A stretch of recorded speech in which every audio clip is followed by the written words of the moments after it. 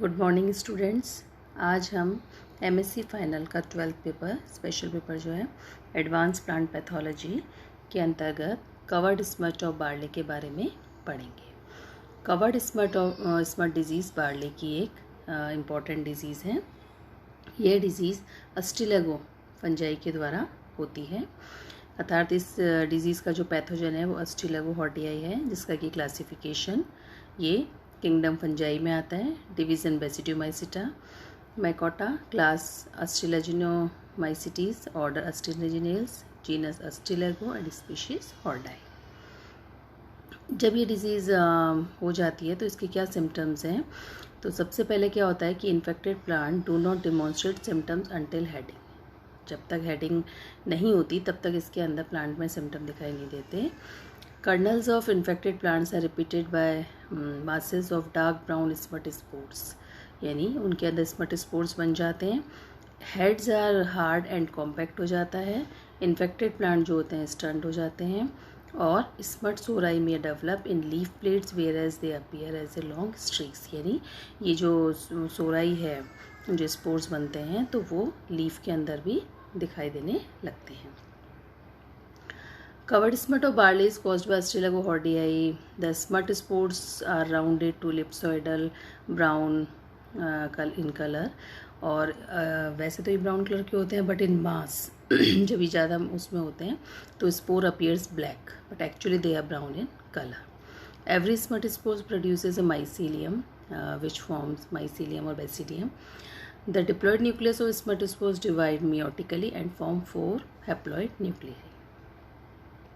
The basidium becomes septate and basidiospores or sporidia are produced in the 4 cells in the basidium in arrangement of chains. जिनमें से इन चारों में से 2 जो होते हैं वो प्लस स्ट्रेन के होते हैं और जो दूसरे जो होते हैं बेसिडियोस्पर वो माइनस स्ट्रेन के होते हैं। मीन्स दे आर जो है चारों में से जो दो अलग ऑपोजिट स्ट्रेन्स के होते हैं। एवरी स्पोरिडियम ऑर्डर इन अब जो ये स्पोर्स होते हैं ये कैसे होते हैं? यूनिन्यूक्लिएट होते हैं, सिंगल सेल्ड होते हैं और ये क्या प्रोड्यूस करेंगे? सेकेंडरी स्पोरिडिया या secondary basidiospores by the means of budding.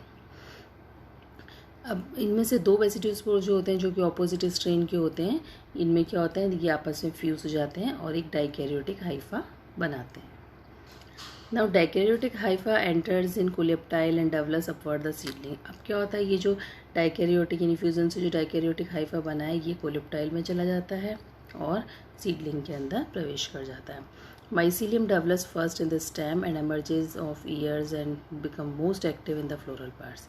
धीरे धीरे क्या होता है, ये जो माइसीलिया है ये इतना इसका नेटवर्क फैल जाता है और ये ना फ्लोरल पार्ट्स के अंदर मोस्ट एक्टिव हो जाता है।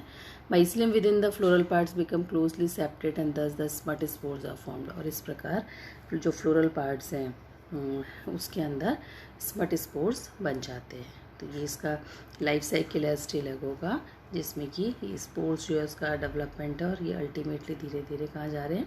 फ्लोरल पार्ट्स में, और वहाँ पे इसको इन्फेक्ट करते हैं। डिजीज़ साइकिल अगर हम इस डिजीज़ का देखें तो this is an externally seed born and systematic disease है ये, और क्योंकि ये सीड से हो रही है। Every year the recurrence of disease takes place by the contaminated seeds. The mycelium develop from the very beginning and along with the coleoptile and ultimately the ear. सबसे पहले क्या हुआ कि माइसीलियम जो है वो स्टेम्स जो है कोलेप्टाइल के अंदर प्रवेश मतलब में बढ़ा, फिर धीरे धीरे वो क्या होता है, स्टेम से होता है कोलेप्टाइल से होता है वो कहाँ चला गया? ईयर में। During threshing the smut spores are released and the seeds contaminated again. जैसे होते हैं फिर वो दूसरे क्रॉप्स को कर लग जाते हैं। अब ये जो डिजीज़ है इसके कंट्रोल मेजर्स क्या हैं? सबसे पहले तो वो एक इन्फेक्टेड प्लांट जो है उनको हटाते हैं, जलाते हैं। उसके बाद सीड सिलेक्शन करें कि मतलब हेल्दी क्रॉप से हम सीड्स लें।